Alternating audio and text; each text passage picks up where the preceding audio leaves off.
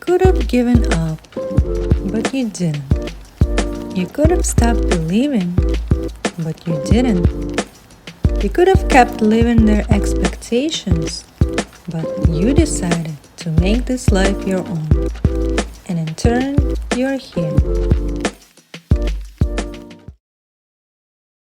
Hello everyone, today we're meeting Annie White. She is a doctor in traditional Chinese medicine and also the author of her own book, The Calm Code. Hi Annie, thank you for Huh? joining us today. Hi, Anna. Thanks for having me. Thank you. So let's start a conversation with diving into your story of becoming the person you are today. What led you to discover your own true passion in life? How did it start for you? Well, when I was one, no, I'm just kidding. But um, I wanted to find my soul path. I wanted to find how my soul and my heart could help the people of this world. And I was led to Chinese medicine because it speaks to healing mind, body, and spirit. And we heal people at the root cause level instead of the symptom level. And I'm not saying one medicine is better than the other, because that's actually not true. I mean, if somebody's having a heart attack, don't call me, but I can help you heal after it, and I can help you be healthy. And I think we need both. But I was seeing in my office that stress was such a huge factor in patients' ailments and complaints. And I thought, gosh, if we don't handle these high stress and even anxiety levels, nobody is ever going to be truly happy or healthy. So I did a deep dive into the root cause of stress. And it's not traffic jams or mother-in-laws or even friendship, going bad. It is all how your brain is actually wired, which might sound funny, but the science of the brain has proven this. Does that make sense? Yeah, of course. And I know that a lot of people will see themselves into having that kind of stressful, anxious moments in their life where they can just be overwhelmed and not feeling good, but they don't know where it's coming from. Something is running on the background without us realizing it. That's exactly right. So when I found neuroscience, like we were talking about, and then the idea of neuroplasticity, it goes into exactly what you're saying, that every thought, action, and emotion wires our minds along those pathways. You might have heard of neurons, and that's your brain nerve cells, but they are what make your thoughts happen. Neurons that fire together, wire together. So every stressful thought we think, and anxiety is in this bucket, wires our mind, trains our mind to be more stressed and anxious. So then what happens is, like you were saying, our mind gets dominated by those pathways, and something comes up that's stressful or worrisome or negative that we don't like, and we go straight there. We go straight to those worst case scenarios. We go straight to spinning out because those pathways are dominating. We don't have that second to say, oh, well, it could be this, this, or this. Does that make sense?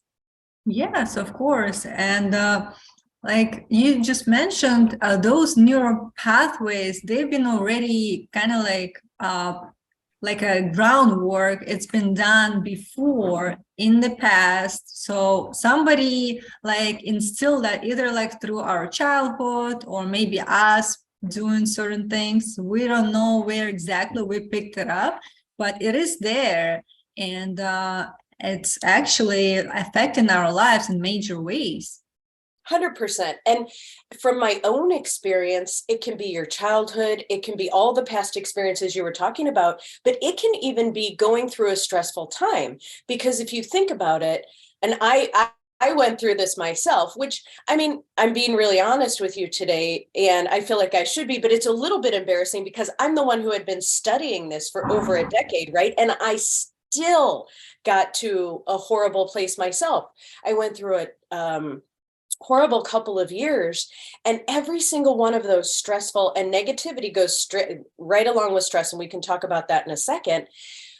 trained my mind to be I was highly stressed and irritable and down, and I was snapping the head off my husband. I actually got to a point where he walked out. He just couldn't do it anymore. He was like, "You are not yourself. I don't know what happened or what's going on, but I was like, and it's so embarrassing, but I was mean, and I didn't want to be that way. It's like words flew out of my mouth and I go, oh my God, I cannot believe I just said that. But it's where I think I had to get there. I had been working with these tools with my patients for a very long time, and they all said, oh, they're great. And it wasn't like I would sit down with them and say, oh, we're going to work on your neuroplasticity today. I would just toss them out, if they were having things that bothered them or things, whatever. So I didn't really know they worked until I had to use them myself. And then I was like, oh, wow, these actually really work, which is great. And then it became my mission to get them to everybody who needs them, because I know what it's like to be in that awful spot. Yeah, and a lot of people, they don't know who to talk to. Sometimes they feel like they struggling with it alone, and they keeping everything to themselves to the point where it's no longer can be hold, and it's just burst. Like you said, stress level and your negativity, they kind of connected to each other in a way that you don't realize, but you can just snap at somebody without knowing why you just did it. But that's because maybe your stress level is at such point where you cannot do it any longer. You have to do something about it. That's right. And the reason scientifically that stress can trigger also negativity in the mind and train those pathways as well is because our stress response was meant for us to consider worst case scenarios so that we could survive life and death situations, which is fabulous if a bear is chasing us or, a velociraptor. We didn't live with them, but whatever, right? A woolly mammoth. But in everyday life, it doesn't help us because we're triggering these worst case scenarios about bills, traffic jams, issues that we have, which are always what? Worst case scenarios are always negative. So every stressful, worrisome, sort of spiral we get into triggers and trains both of those pathways. Right. And for some reason, we always imagine ourselves like that's the end, like this is like something bad that happened, but we don't see the way out of it for some reason. Everything is like a fog and we just being knocked out and not knowing what to do next. So we have to kind of prevent that from happening in the first place. So that's why those tools and techniques come into place. Well, and that's so right, Anna. And sometimes people think they get into that spot and they're like, I just want help, right? And if you go to Western medicine, and this is not a dig on it, but their toolboxes to give you pharmaceuticals and drugs. And sometimes we need those temporarily to kick us out of that spot. There's no shame in that game. I'm just saying, I want to offer an alternative to that to, like you're saying, A, help people not get into it, and B, help people get out of it. Right. Me personally, I'm a pharmacist, so I've been in pharmacology all, few years of my life. And I know firsthand that usually traditional medicine is focusing on treating the symptoms, not the cause of the symptoms. And that's why we need to look more into preventative, alternative type of medicine that's available and practices that we can incorporate in our daily life to help ourselves, because nobody but us will do it for us. So we have to be always mindful of, what is available and how we can prevent that stress or anxiety from happening. Right. And the thing about Western medicine and pharmaceuticals is if people don't want to put any effort into things, it's going to save their life, isn't it? Because in order, really, you have to be a player. And people say, oh, Annie, your stuff sounds too good to be true. And I'm like, well, I do ask for your participation in this. I ask you to do 3 minutes twice a day the first week, and we do 6 weeks in the book, and then we build up to 8 minutes twice a day. It's just like if you want to get into good physical shape, you have to actually do the workout, right? And if people don't want to, or they don't want to eat healthy, or they don't want to do that, then yes, the pharmaceuticals are a good option. But the problem is that if you take one, there's side effects, and you might need others and others and others. So it's good, like you said, just to have alternatives. Yeah, definitely. And also, people sometimes don't know that, we have to kind of like find either accountability partner or a coach, somebody who can help them to go through certain changes in their life. There are practitioners out there that could help you to achieve those, kind of like changes and guide you through them. Like if you're not sure, you can always find a practitioner that you aligned with, and that would be, a better kind of like help for you, because, I know in the beginning it's hard to know that you can do it, even though like you see people, kind of getting through those challenges and they did it, but you have to know for yourself that it works. And sometimes you need that extra encouragement as well. Sure, of course. And that's why I made everything in the book super easy to make a habit. Because if you start with little small things and little small times, it's much easier to accomplish. It's better than saying, okay, well, I'm going to go to the gym 5 days a week and I'm going to work out an hour a day. That's probably too much for people to start with. If they started with, I'm going to walk for 15 minutes tomorrow, right? Or I'm going to eat some broccoli tomorrow. Or I'm going to practice this breathing exercise that Annie is going to teach me tomorrow. You know what I mean? And then if you do these bite-sized pieces, it doesn't seem so overwhelming, and it's much easier to accomplish as well. Sure. And is there any like practical tools you can tell, from the top of your mind, like pick 3, let's say, and we can share some tools for people to try in their daily routine and see if they can, start small and see some changes along the way. My favorite breathing exercise, and I know there are tons and tons of breathing exercises out there, but this one's a little bit different. So it has 3 steps, okay? And you can use this breathing exercise in traffic jams. You can use it if you're in a meeting, just excuse yourself for a minute if you start to get riled up and stressed out, okay? Step 1, put your left hand, on your chest. And during this whole breathing exercise, I want you to repeat to yourself, I am safe. I am not in a life or death situation right now. I am safe. I am not in a life or death situation right now. Step 2, move that left hand down to your lower belly. And as you breathe in, I want you to feel that lower belly extend out toward that opposite wall. That tells you that you're breathing down deeply enough.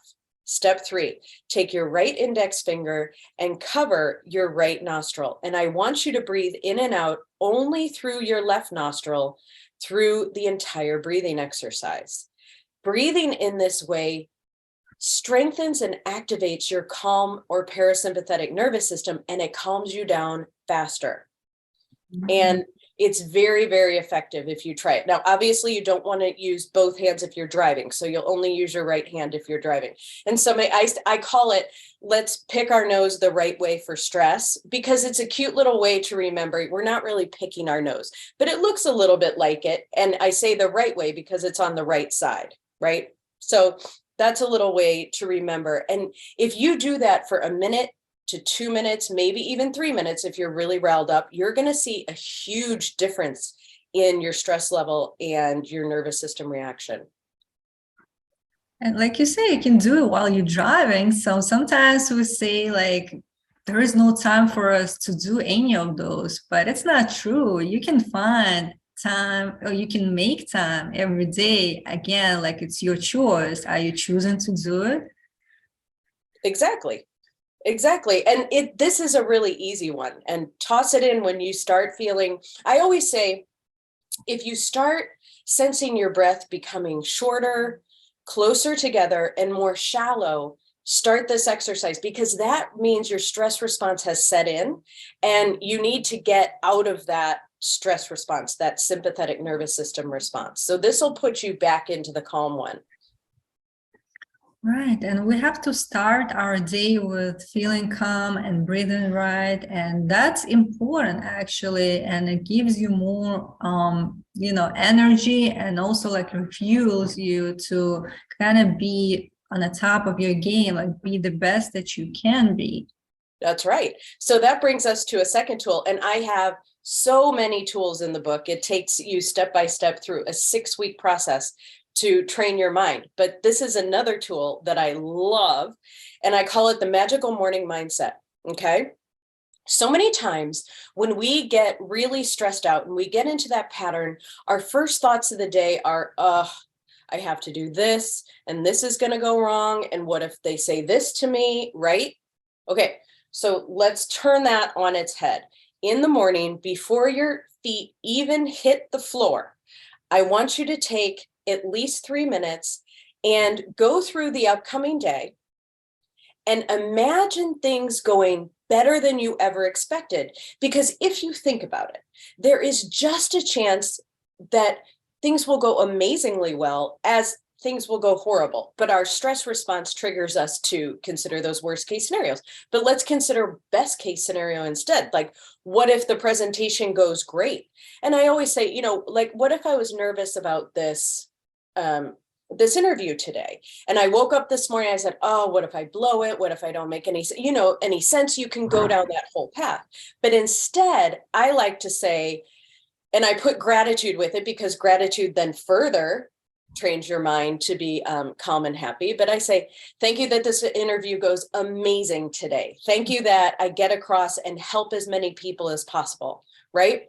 Or if I have to have a tough conversation with my friend Bob, thank you that my conversation with Bob goes awesome and that we're closer than ever afterward. Thank you that Bob understands where I was coming from and that we resolve everything today, right?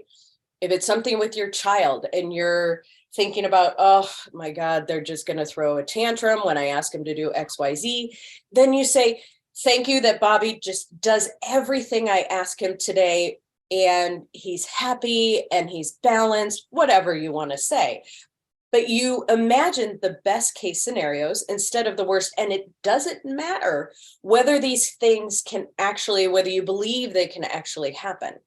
But what it does is, A, it trains your mind to be calmer and happier in the morning, but B, it sets your energy on the right track for the day. And my patients noticed it would just change the entire day. Yeah, we should know that we are the ones creating our daily experiences. And with us setting that intention in mind, straight from the morning, like you said, not even before we brush our teeth.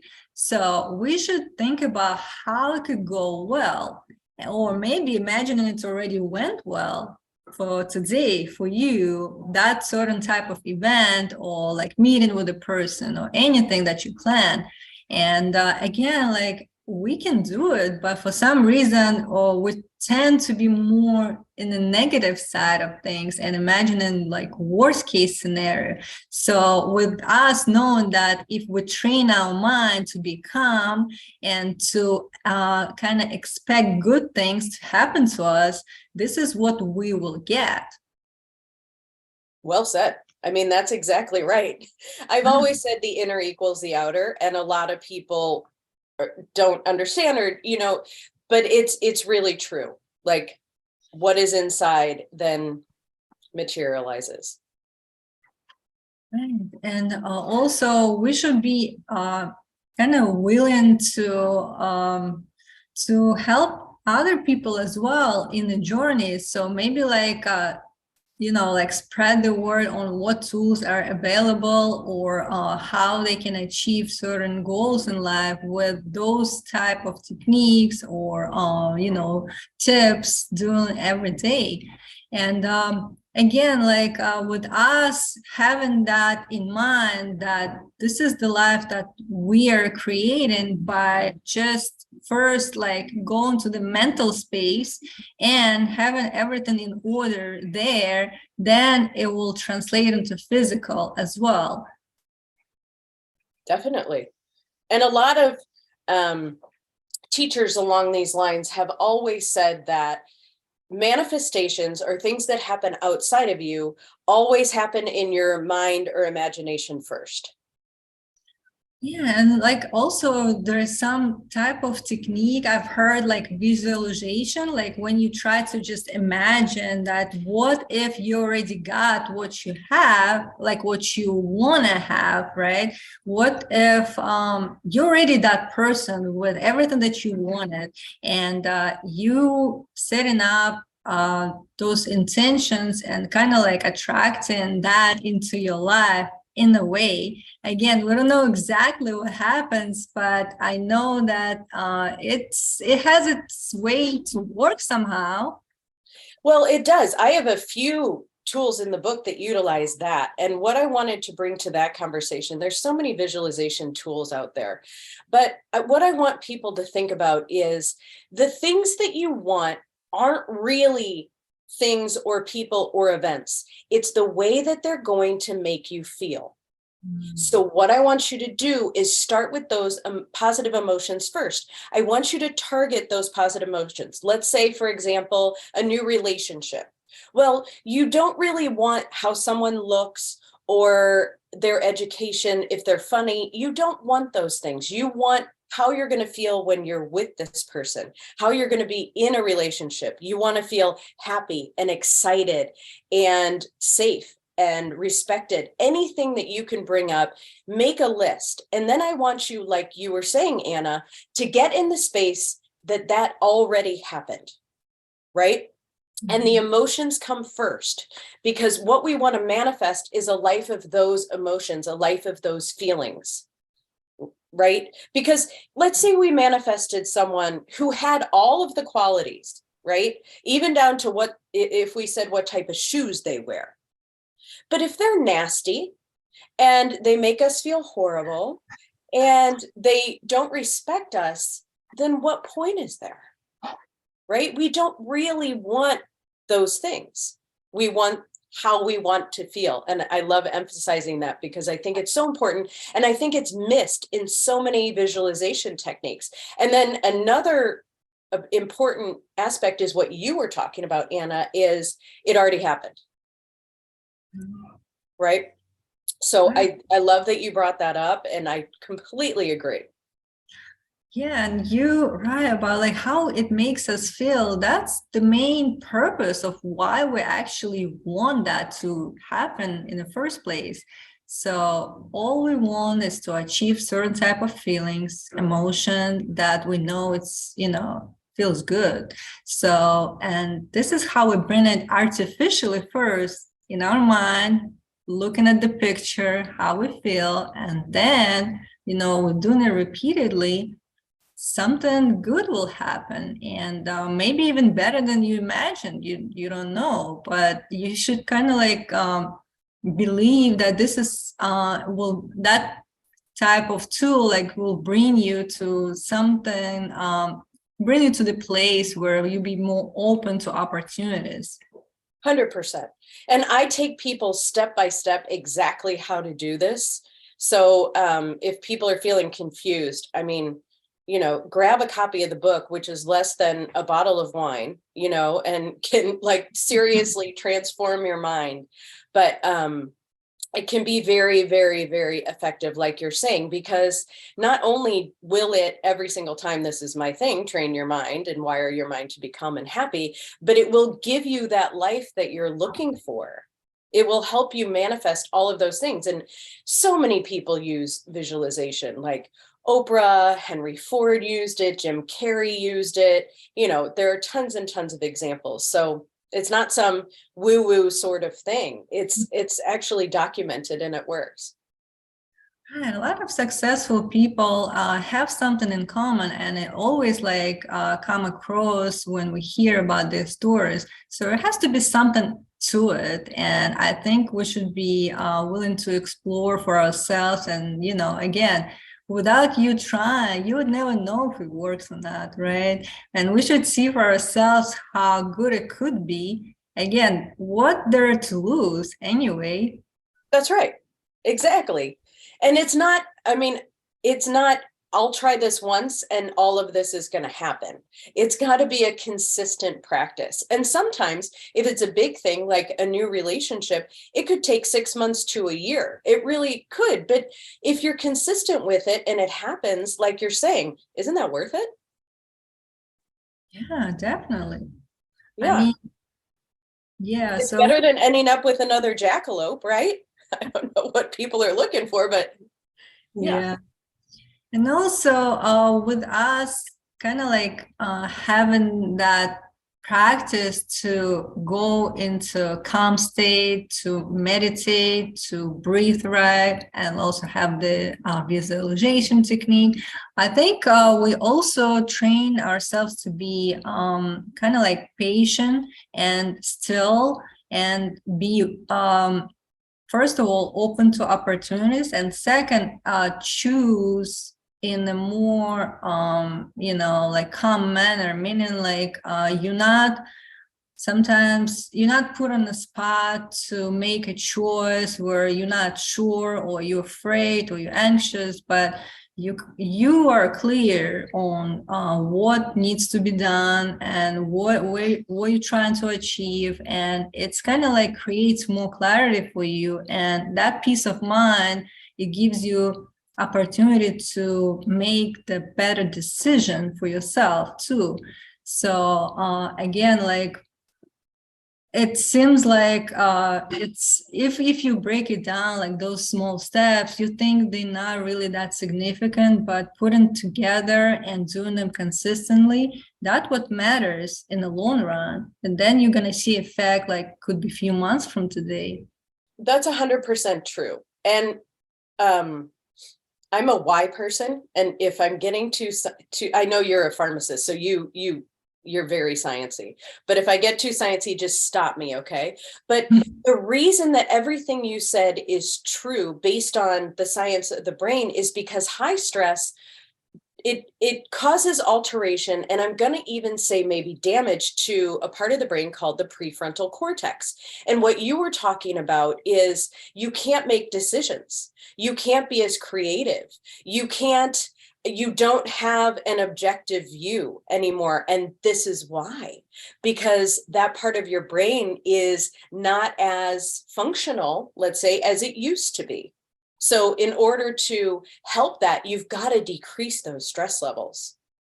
And when you do, that's back online. And like you were saying, Anna, everything is easier. You can make better decisions. You can be more creative again, all of those great things.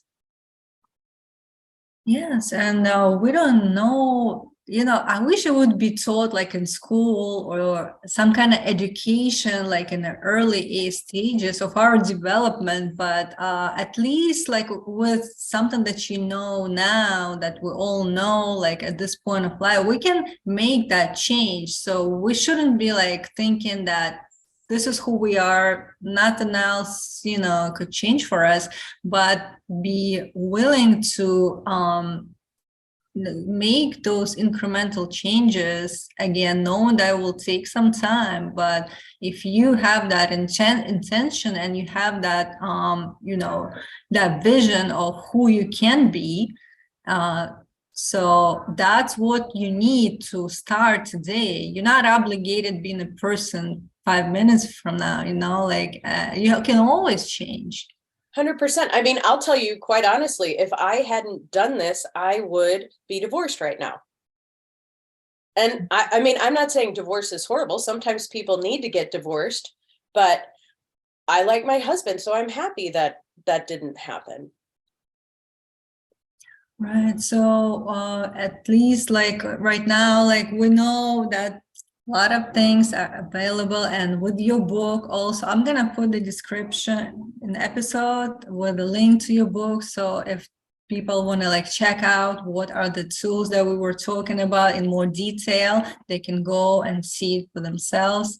And maybe there's some other advice you want to give to our listeners as we close to kind of like make sure that they focus on the right thing. And I would say maybe the habit that they can do before nighttime, let's say something that they would do before they go to bed that sets up the good intention in the morning.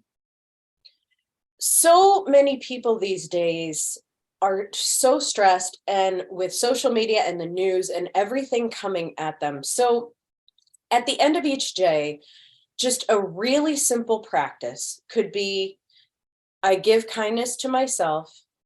I give kindness and love to myself, and do that for a few minutes. And then what I want you to do is I want you to extend it out to some people that you know. I give kindness and love, and you can name or picture people. Then I want you to picture giving kindness and love to the whole world. And I want you to imagine everyone in the world feeling your kindness and love, and then giving that kindness and love to everyone else. And just if you did that even for 2 minutes every night, watch your energy change, and the people's energy toward you will change too. Yeah, love and kindness. This is like the ultimate level that we want to operate within, because this is what will give us fulfillment, and also with us knowing that, you know, other people have the same kind of emotion towards us, that will also bring us to a safer space to explore and to move forward. So we need to exercise those type of feelings, practice them intentionally every day. And it will not take so much time. 5 minutes before you go to bed, that's all you need. But it could be a very significant shift that maybe you're looking for. Why not give it a try? That's exactly right. Thank you so much for your thoughts and wisdom. Thank you for joining us today. I hope you enjoy your day. Thank you. Thank you for having me. I love your show, and thank you for all you're doing to help people live better lives. I think it's important. It's amazing. Thank you. Thank you. I hope you enjoyed this episode, and if you did, hit the subscribe button and share it with others. Stay tuned.